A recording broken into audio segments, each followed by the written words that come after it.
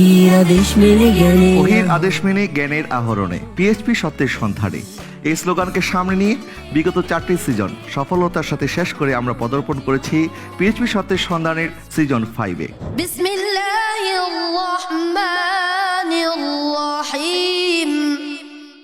فإن تولوا فقل حسبي الله।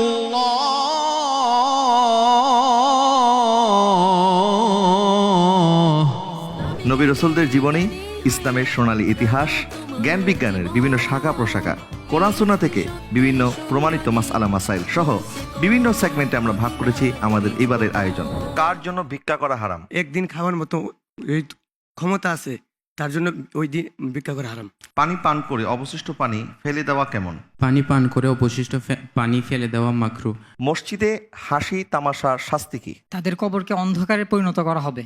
আপনার এই উত্তরটি সঠিক হয়েছে। আলহামদুলিল্লাহ। দেশসেরা বিজ্ঞ আলেমগণ আমাদের অতিথি হিসেবে আমন্ত্রিত হয়ে উপস্থিত হয়ে ওনাদের মূল্যবান আলোচনা আমাদেরকে শুনিয়েছেন এবং জটিল জটিল মাসালার সহজ সমাধান আমাদেরকে বলে দিয়েছেন।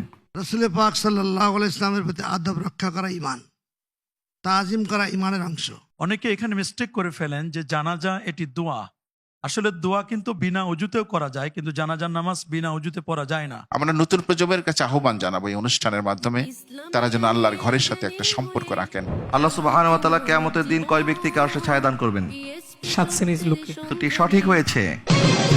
উম্মতে মুহাম্মদের জন্য মসজিদে আকসার একটি গুরুত্বপূর্ণ অংশ, সেটি কোনটি? কুব্বাতে সাকরা। আপনার এই উত্তরটি সঠিক হয়েছে। আলহামদুলিল্লাহ।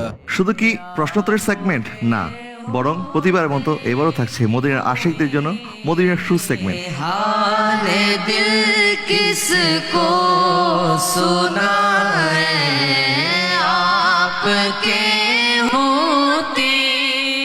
যে সুরের আবহে আমরা হারিয়ে গিয়েছিলাম অন্য জগতে, মনে হয় আমাদের হৃদয় ছুঁয়ে গেছে। হৃদয়ের এই কান্না কি আল্লাহ সুবহানাহু ওয়া তাআলা কবুল করবেন না? অবশ্যই কবুল করবেন। আমি লিখব চিঠি দেব তোমায়।